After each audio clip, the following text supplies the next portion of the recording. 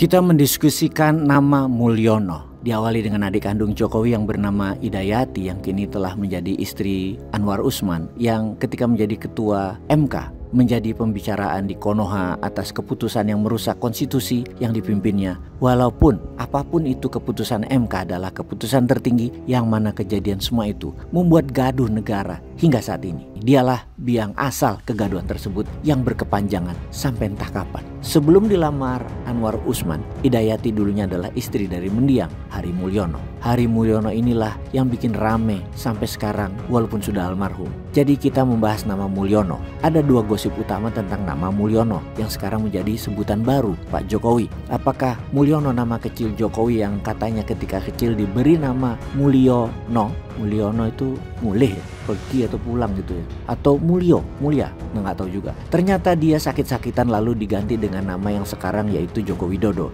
Itu satu sumber gosip nama Mulyono yang disandingkan oleh warganet ke Pak Jokowi, alasannya itu. Lalu gosip yang kedua nama Mulyono muncul, tetapi bukan dari asal cerita bahwa dia diganti nama waktu kecil, tetapi nama Mulyono ada karena foto di akte nikah yang bersama Idayati juga ada di ijazah Pak Jokowi. Agak lain ini jadinya. Foto Jokowi pakai nama atau pakai muka almarhum adik iparnya. Mengapa pakai foto Hari Mulyono sampai sekarang masih jadi gosip? Mana yang benar ceritanya? Ya tidak tahu, kok tanya saya? Karena yang seharusnya bisa menjelaskan ya hanya satu orang, yaitu Pak Jokowi itu sendiri. Misalnya beliau berbesar hati mengatakan sejujurnya, benar nama saya waktu kecil adalah Mulyono. Ini foto ijazah saya. Kalau di foto nikah adik saya, ternyata fotonya itu dipotong oleh orang yang tidak bertanggung jawab. Kemudian ditempel foto tersebut, kemudian ditempel di foto ijazah saya yang sebenarnya. Kalau itu dilakukan, ya sudah selesai gosip itu dan semua langsung clear, terang benderang. Mendiamkan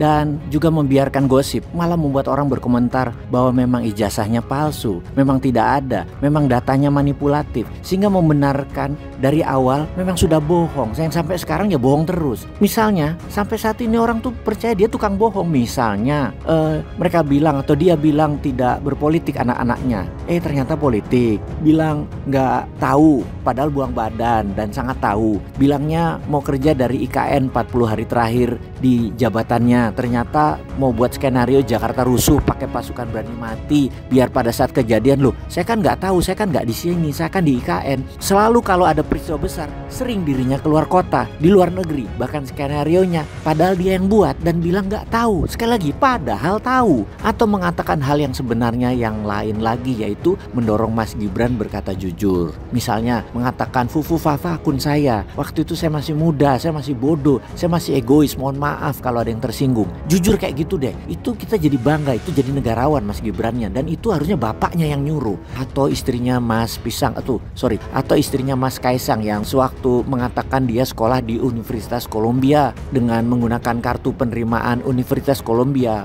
pada saat ikut misan gitu, yang ternyata nggak pernah sekolah di sana. Ya jujur aja, ya maaf saya ngaku sekolahnya tidak di Universitas Columbia, hanya pakai surat penerimaan saja, dan ini semua untuk memuluskan dan terlihat impresi pada saat ikut misan tadi. Itu misalnya loh ya, pengakuan-pengakuan kejujuran seperti gitu harusnya bisa keluar dari keluarga istana tersebut. Tapi sejauh ini tidak, malah bungkam, malah memain-mainkan, diputar-putarkan. Memang craving for attention, nyari perhatian terus, berdrama terus. Ada baiknya terbuka, salah minta maaf. Jangan diam atau malah membungkus kebenaran. Bahaya loh kalian nanti. Banyak orang yang mendendam. Habis kalian nanti pada saat tidak menjabat bapak kalian. Kalian saat ini memang dilindungi oleh jabatan tertinggi di Indonesia, itu presiden bapak kalian. Kalian juga sudah mulai tidak dilindungi banyak pejabat yang diangkat bapak kalian yang memang sedang panik di ujung jabatan karena bakal nggak dipakai atau tidak berkuasa lagi. Karena pada kena masalah bisa disperindikan. Jadi